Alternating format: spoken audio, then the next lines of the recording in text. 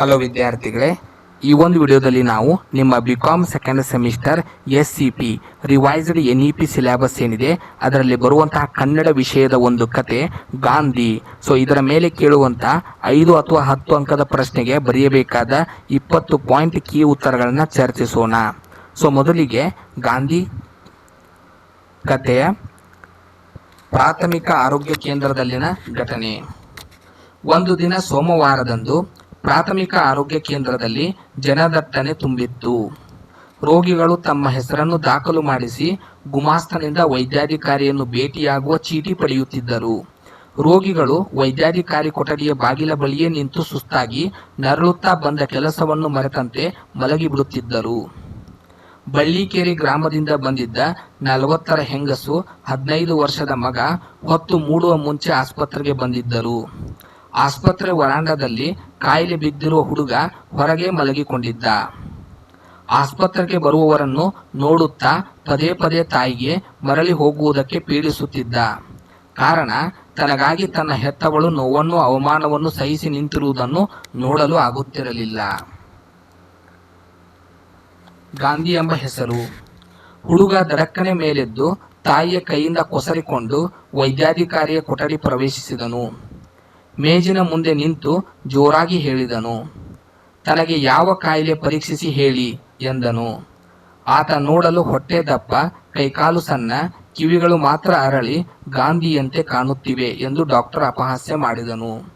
ಅವನ ತಾಯಿ ಬಂದು ಕೋಪಗೊಳ್ಳಬೇಡಿ ಎಂದು ಕೇಳಿಕೊಳ್ಳುತ್ತಾ, ಇರುವವನು ಒಬ್ಬನೇ ಮಗ, ಪರೀಕ್ಷಿಸಿ ಕಾಯಿಲೆ ಏನು ಎಂದು ತಿಳಿಸಿ ಎಂದು ಕೇಳಿಕೊಂಡಳು. ಆಗ ವೈದ್ಯಾಧಿಕಾರಿಯ ಮುಂದೆ ನಿಂತಿರುವ ವ್ಯಕ್ತಿಗಳು ತಮ್ಮಂತೆ ಮನುಷ್ಯರೆಂಬ ಭಾವನೆ ಮೂಡಿತು. ವೈದ್ಯರಾಗಿ ಇರಬೇಕಾದ ಅನುಕಂಪ ಜ್ಞಾಪಕಕ್ಕೆ ಬಂದಿತು.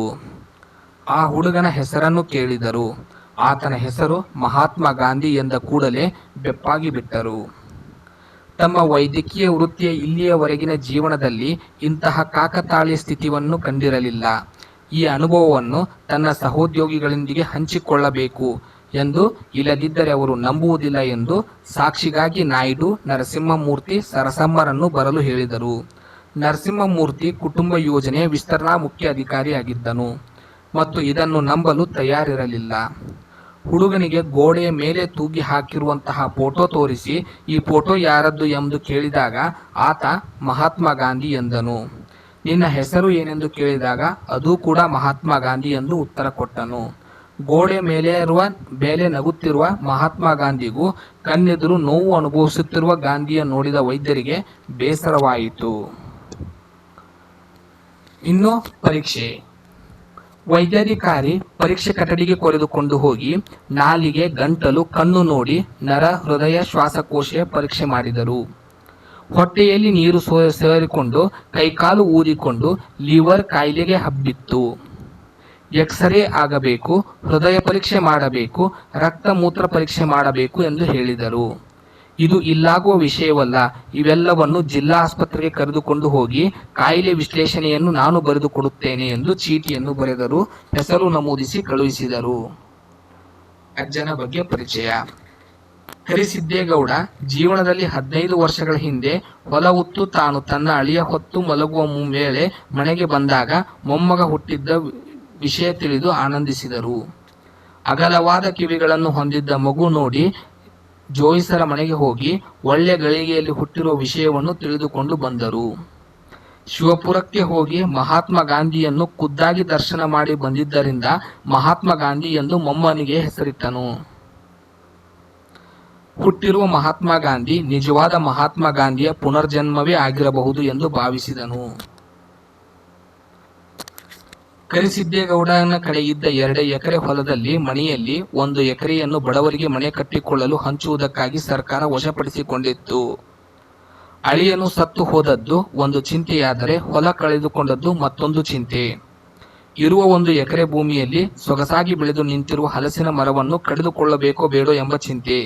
ಈ ಎಲ್ಲ ಚಿಂತೆಗಳಲ್ಲಿ ಇವುಗಳಲ್ಲಿ ಮೊಮ್ಮಗನ ಆರೋಗ್ಯದ ಕಡೆಗೆ ಗಮನ ಕೊಡಲು ಸಾಧ್ಯವಾಗಲಿಲ್ಲ. ವೈದ್ಯರು ಹೇಳಿದಂತೆ ಜಿಲ್ಲಾ ಆಸ್ಪತ್ರೆಗೆ ಮಾರನೇ ದಿನವೇ ಇಡೀ ಸಂಸಾರ ಬಸ್ಸಿನಲ್ಲಿ ಅಷ್ಟೋ ಇಷ್ಟೋ ಪುಡಿಗಾಸು ಸೇರಿಸಿ ಆಸ್ಪತ್ರೆಗೆ ಹೋದರು. ಅಲ್ಲಿ ತಲುಪಿದಾಗ ಮಧ್ಯಾಹ್ನವಾಗಿತ್ತು. ಪರೀಕ್ಷೆ ಮಾಡಿದಾಗ ರೋಗಿಯ ಹೆಸರು ದಾಖಲು ಮಾಡಿಕೊಂಡು ಚೀಟಿಯನ್ನು ಕೊಟ್ಟು ವೈದ್ಯರು ವೈದ್ಯರ ಬಳಿಗೆ ಕಳುಹಿಸುವ ಗುಮಾಸ್ತನಿಗೆ ತಮ್ಮ ತಾಲೂಕಿನ ಪ್ರಾಥಮಿಕ ಆರೋಗ್ಯ ಕೇಂದ್ರ ಕೊಟ್ಟಿದ್ದ ಕಾಗದವನ್ನು ಕೊಟ್ಟರು.